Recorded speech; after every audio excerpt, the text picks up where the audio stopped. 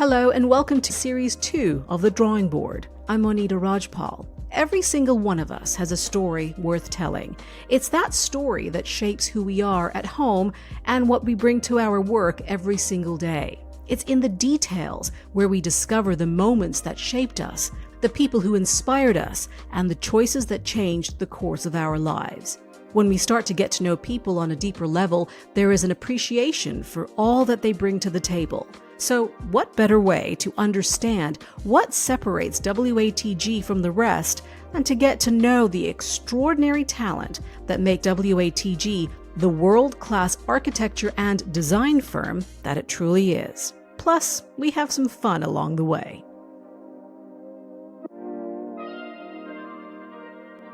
My guest this week is Sean Harry. With a big smile and an all-American openness, Sean exudes curiosity, kindness, and love for his work. As managing principal of digital design, Sean brings a wealth of experience and love for technology to the over 100 global projects in his portfolio. So, what brought a kid from the Cornfields of Ohio to a global architecture and design firm? And how has his love of science fiction helped to inspire his passion for futuristic concepts? Sean joins me from WATG Studio in Irvine, California. Sean, thank you so much for being here. I want to start out by asking, what brought you to this profession? Yeah, it's a great question. I think for me, I grew up in Ohio, on the outskirts of Cleveland, Ohio, and a lot of cornfields there. Grew up with Legos like many, many other children who eventually move into architecture. Also, too, my great-grandfather from Buffalo, New York, owned a contracting company, used to build houses. And so I was brought up in an area where there was construction going on and making with your hands. So it was sort of a natural progression into architecture for me. How did that influence or shape how you saw the world? Well, it's super interesting because growing up in America, at least this is what I found out much later, right? Growing up in America, especially in middle America, in Ohio like that, your lens is super narrow. And so you're so focused on yourself and the small world that you live in. But also in that instance, there's the opportunity to think about what else is out there, what's beyond the borders and just the lens that I have here. So that always inspired me, that sort of fantasy of thinking what else is out there in the world. And my father had traveled for work. He's a businessman.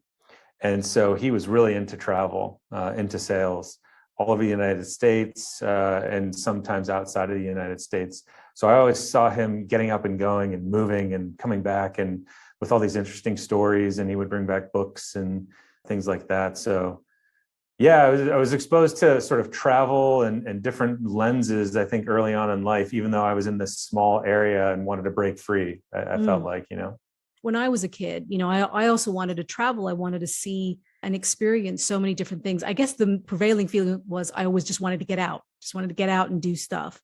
And as I got older and I did all of that stuff, and then when I had my own kid, I thought I want to have a simpler life. I want to reel it back a little bit. Is that kind of similar in the way you see things? Oh, absolutely. Is actually coming to WATG and working here for such a long period of time, a lot of my mentors were traveling constantly. It's a big thing with our company with international hotel design. And it was a concern of mine, the amount of travel and potentially starting a family.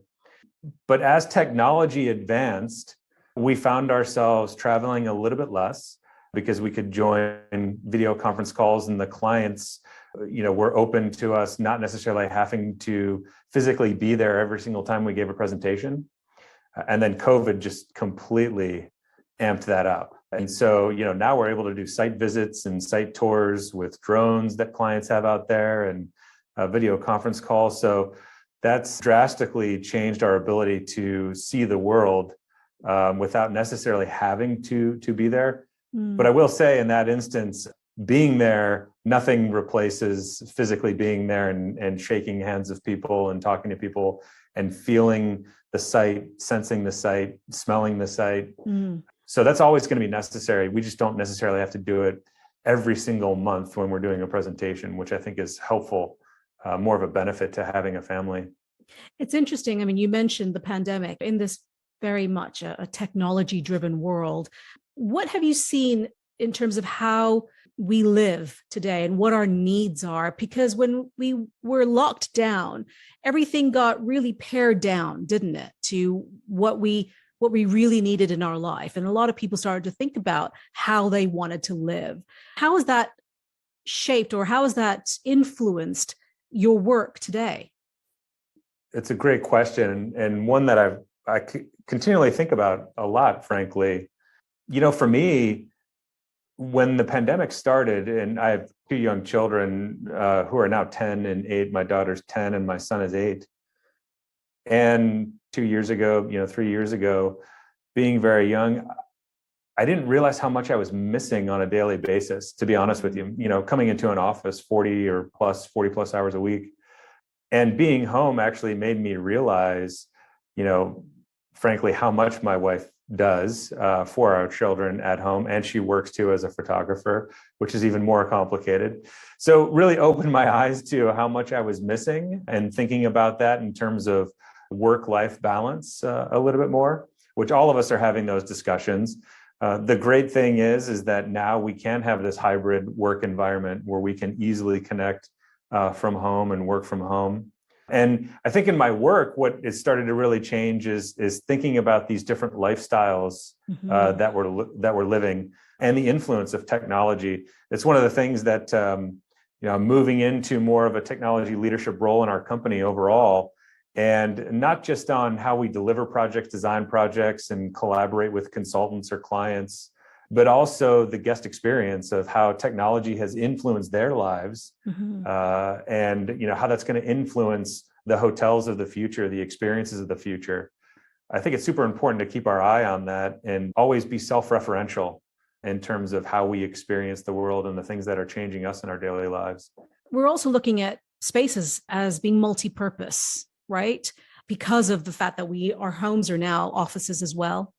I guess the way you design too, has that evolved in terms of having that kind of focus where spaces need to evolve as well and fit an ever-changing need? Yeah, absolutely. Yeah, this has actually been something I've been thinking about since my graduate thesis when I was doing my Master of Architecture. I was really intrigued, and this is a couple decades ago now, but very intrigued by flexible space.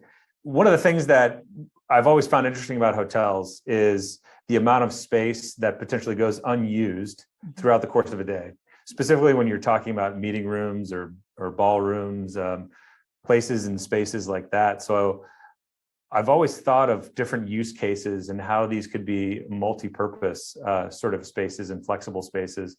And in fact, a lot of the hotel brands that we work with and clients that we work with are looking to minimize the amount of space and the impact on the environment, the amount of building that they're constructing. And so these are definitely discussions that we're having of how we can start to combine different uses or various uses into, one building space. What kind of questions do you think need to be asked today more than ever before? Or what kind of conversations do you believe need to be had today? Yeah, I think there's so many different emerging technologies that we're talking about. So on the one hand, we as architects are having these discussions now about how AI is going to be changing the landscape of how we deliver projects and how we design projects, the positives and negatives of that.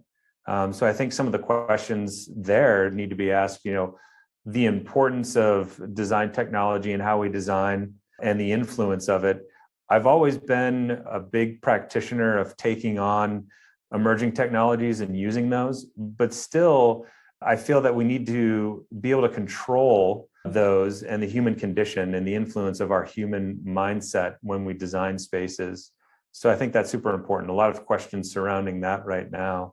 And then also, too, being able to provide unique experiences for people. to be able to reconnect with themselves and their families when they're on vacations, and their friends as well. Connecting with the environment, I think, is hugely important. So this balance between technology and then nature and environment, really polarizing effects in various projects that I currently work on have both, and many questions surrounding both. But I think you can harness technology to be able to provide better experiences in both. What do you love about your job? Oh, just being able to interact with different people. And mentorship at this stage in my career is just huge for me. I've always felt that architecture still is sort of an apprenticeship profession.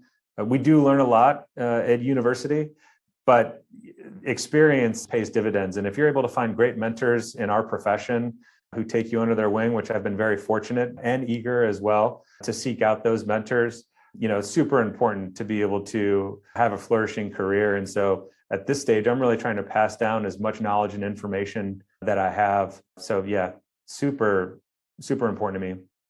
How do you keep being hungry, but also not tire yourself out? Well, I mean, and this is one of the reasons why I've been working with WATG and Wimberley Interiors for so long, is that and this is quite literally, every single project is different. And that's what I love about hotels, is every site is different. And we range from super boutique resorts on private islands to dense urban hotels and mixed use environments. And every team is different. And we have repeat clients, which are great too. And every single project that you have with a repeat client, you'll learn something new. So I feel like I'm continuously learning from everyone around me and from the different locations that we work in. That's what keeps me really excited. And then also the influence of other sort of industries within, architecture, engineering, and construction. It does take a long time for projects to eventually get built. Being able to manage that sort of length of project stay and having the discipline to maintain throughout long projects, I think is actually really a benefit, because you've worked so hard in the early stages to design something and build something, and then eventually seeing it come to fruition and seeing people use it, the occupancy, the users of the space, and how they enjoy it. That keeps you driving to the next project and the next long project. I'm curious, when your kids ask you, Daddy, what do you do? How do you explain that to them? How do you describe? Oh my gosh. Well, yeah, it's interesting. Well, at first, when they were pretty young, it was, we used to build sand castles and build with Legos and things like that. It was funny because actually just yesterday, I don't know if you've ever heard of a program called Roblox. Oh, yes. But my kids are big into Roblox, and my daughter has already taken some interior design classes at the age of 10. So just yesterday, she was actually in a 3D software program building her own characters in Roblox that may be even more advanced than what I'm doing digitally right now. And so I'm already learning from my 10-year-old on technology and design and construction. And so it's pretty interesting to say that. So she's telling me, educating me on, what I do, frankly, which is pretty fascinating. So, yeah. That's amazing. Yeah, my kid's into that too. I guess I won't be too mad at him now when he's on it, on his, on it for like the third hour of the day. Yeah. I really can't imagine, when I think about what she's doing and I see how easy my children are to grasp virtual worlds and three-dimensional worlds and just software intuitively, what they're going to be doing in 10 years when she's at university. It's pretty unbelievable to think about. Speaking of kids, what kind of a kid were you? Well, I may have a different version than what my parents, saw, but I think I was super adventurous, always outside. I don't remember myself being inside too much, except, growing up in the Midwest, obviously the colder months I was inside, exploring and creating. My brother's a writer. And so we used to create stories a lot inside and also outside. But I would say adventurous and kind-hearted, I would say. My mother tells me that actually now that I'm a little bit older. but yeah, just adventure anywhere I saw it around the corner. I was always into it, taking risks and, stepping out there. So super imaginative. And I guess that kind of really helps in the work that you do today. I mean, the reason why I ask what were you like as a kid, or, what kind of toys did you play with? I do believe that those early influences do shape us in some way. Doesn't necessarily mean that a kid's going to be an architect or a designer or a writer if they based on what they play with, but it does have an impact. It does have an influence on how they think. Oh yeah, absolutely. Yeah, it's interesting because even when I've been designing three-dimensionally, I'll have a recall of something in my childhood that I was dreaming about. I love science fiction. I love space. I had space Legos and wanted to be an astronaut, first. I guess how many children don't want to be astronauts? I don't know. But yeah, that recall that I have, it's almost sometimes when you're designing a childish reflex of fantasy to realization, quite frankly.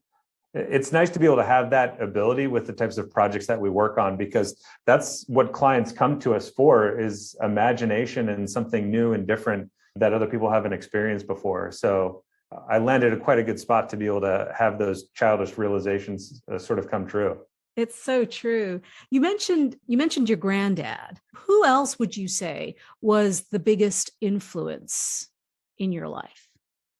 Oh, wow. Yeah, I have to say both of my parents for sure.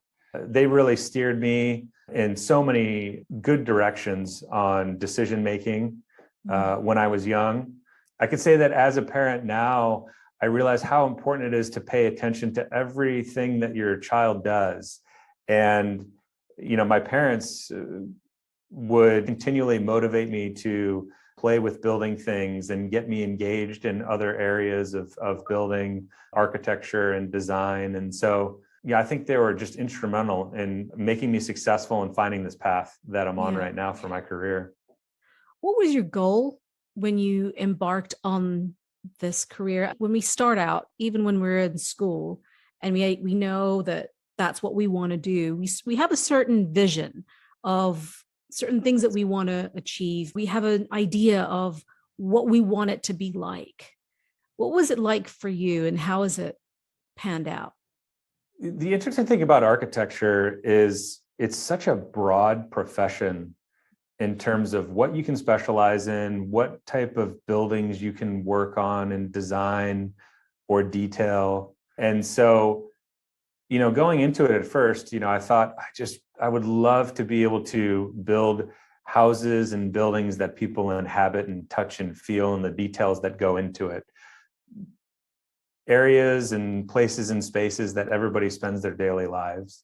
Mhm. And that always interested me, specifically too with the environment and daylighting. I remember laying in my house, on the floor playing with Legos and the warm sun coming through the window, and how that transitioned throughout the day and the impact that it has on your mood. And so, eventually evolving from those just basic thoughts, then it became more into that full-on experiential design, taking those components and saying, what is one of the most intriguing building typologies to work on, which focuses on experience. And that's how I landed in hotels.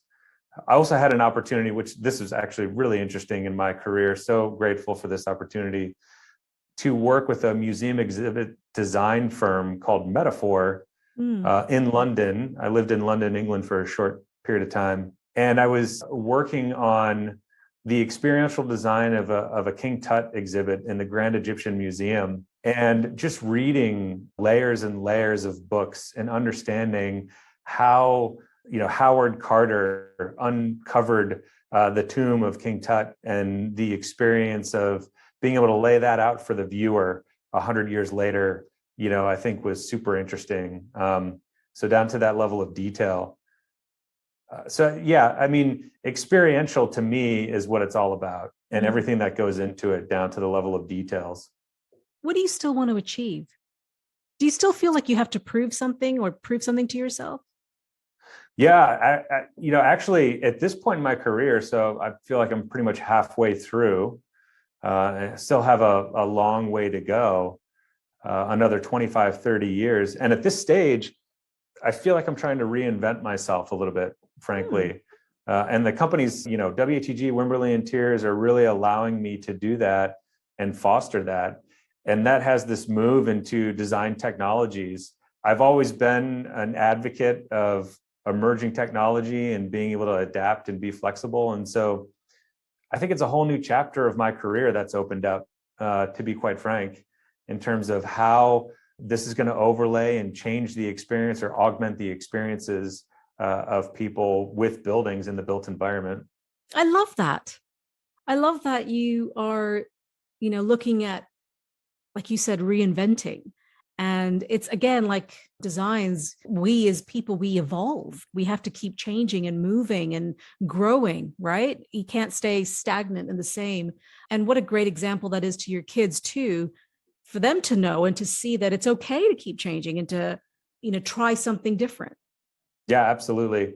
Yeah, super important, I think, for them to see this, and to experience it along with, Yeah. with me and my wife, as we go through this sort of career journey together, because I see we are doing it together. Obviously, I bring a lot of my discussions and work home, and when I'm at home, they hear me on the calls, and so it's interesting because they'll tag me and after a call, and I come out of the space where I was taking the call, and they'll start to ask questions about what I was talking about, I engage love in that. conversation with that. Yeah, so super interesting to have them, a part of this sort of reinvention at this Yeah. stage. What do you want people to know about you that they perhaps might not? We know you're kind. We know you're imaginative. We know you like to play Lego. We know that you are into design technology. What else? I think adversity, Hmm. dealing with adversity. I've had many injuries in my life, actually, which is super interesting. Not too many people know that about me, my family, my wife, and close friends. One of the things that actually was pretty instrumental and sort of changed my life, independently from my career ambitions. When I was 8 years old, I was struck by a car in Hmm. my neighborhood and separated my neck. I ended up having to have this spinal fusion surgery. Wow. Um, a huge recovery from that, physical recovery, also mental as well. And so at that early age, going through something like that completely changed I think my mindset and approach on taking risk, being able to take risk, and then knowing that you'll always be able to overcome any sort of failures that you have or any sort of adversity or obstacles that you'll come up against. Mm. So I always try to, I think about that daily. Another one too is a good childhood friend, a best friend that I had growing up, passed away from leukemia in 2007. We were pretty young, graduated from university, from graduate school at that point. But boy, oh boy, I've never seen anyone through, fighting years, 7, 8 years of leukemia, going through remission and then back into the hospital, the perseverance and the positive attitude that he had through all Mm. of that. So I think, yeah, I keep that deep down inside a lot, but perseverance for me is key. And I think that's something that probably not a lot of people know about me. And that's why I'm so passionate and energized and positive and optimistic, I think, about everything. It's given you such a profound perspective on life, both those experiences, your own, and also bearing witness to what your friend went through and also how that impacted you. It's given you such a valuable insight into what life is really all about, right? Yeah, absolutely. And I bring that with me whenever I travel and I meet people. I think it's given me a much more open mind, Mm. and just opening up to people and not being shy, no matter who it is. It could be a vendor on the street in Hong Kong, or It could be people passing by in the old streets of Delhi, in India, being there, just striking up a conversation. So yeah, so I think it's benefited me in a lot of ways, to always believe, always be open-minded, and don't let anything pass you by. Take advantage of every opportunity that you have. I love that. I want to take this opportunity. We'll switch gears a little bit. I want to do some quick fire questions. It'll be fun. Oh boy. Tell me about some of the jobs that you've had in the past. Well, I worked at a grocery store as a bagger for groceries. I also worked in landscape construction, doing physical hard labor, pretty difficult. I actually really enjoyed that, being outside and working with landscapes. And then, a lot of it then has been in office subsequently to that, in various offices and firms. What did you grow up believing? I would say the power of opportunity. Yeah, I feel pretty lucky to have been born in a family with motivated parents, motivated extended family and brother, friends as well, to be able to push you and pick you up if you fall down or if you fail. Oh, that's beautiful. What were you taught was fundamental to a fulfilling life? Kindness and generosity. Beverage of choice.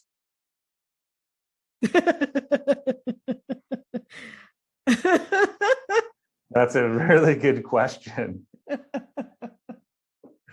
Beverage of choice. How far do we go with that? Do we go adult beverage of choice, or do we go with anywhere you want to go? Kid version of choice. Anywhere you want to go. Beverage of choice for you, not for your kids, but for you. Not for my kids. Well, I have a good friend of mine, actually, that I grew up with, lives out here with me in Southern California, and he's a big wine enthusiast. And so I love going over to his house because he always has some sort of new wine for us to try. So I would say that's my beverage of choice. Okay, that's a good one. Is enjoying his experiments. That's always the best kind, isn't it? Yeah. Favorite meal? Breakfast. Nice. Cereal? Yes. Hot? No, actually, I love a big breakfast. Yeah. And so eggs, bacon, potatoes, tortillas, spinach, orange juice, coffee. I love bacon that's pretty much cremated. The crispier, the better. Oh yeah, my wife is like that. Yeah, absolutely. So good. Where would you most like to travel to? So many places I haven't seen. I want to go to South America. I want to go to Machu Picchu. I want to see Antarctica. I want to go to Greenland and Iceland and stand at the edge of a volcano. I want to go to the Philippines and see the Philippines. And I would love to go back to India more. Such a wonderful, rich, vibrant country. That was a life-changing experience for me. It was traveling to India. And a client, sorry, I'm going off on a tangent here, but it's actually a really cool story. We were working on a project. I was pretty young, and it was my first time in India. I said, I've always wanted to see the Taj Mahal. I've seen pictures of this my entire life. We were in Delhi, and he said, oh, well, my family and I will take you there. And my boss at the time said, well, I've got to move on to another country. I've got another project, but you can stay behind. And so the client pulled out his RV and drove me down to Agra to show me the Taj Mahal with he and his wife and his teenage son. And we were watching Bollywood movies in the back of this RV on the way there. And they took me through, showed me the Taj Mahal, and it was a wonderful experience. And just the people that I met there and dining with them and being able to experience what their life was like on a daily basis was super interesting. I've seen a lot of architecture before, through Rome and Italy and Greece and throughout Europe, but I've never seen anything like the Taj Mahal before. I've been to Egypt and seen the pyramids. Those are amazing. Yeah. But the amount of detail in the Taj Mahal and the perfection of craftsmanship is pretty stunning. It's a love story in building form. Yeah. If you could ask God the universe, anyone that or anything that you believe in the most. One question, what would it be? Good one. Good question. What would it be? I want to be able to see the lineage of my family forever. I don't know. I want to see what my children turn into, and their children turn into, and their children and their children. I hope that that's something that our souls can see, or, how we are within this universe. We have such a fleeting moment of existence.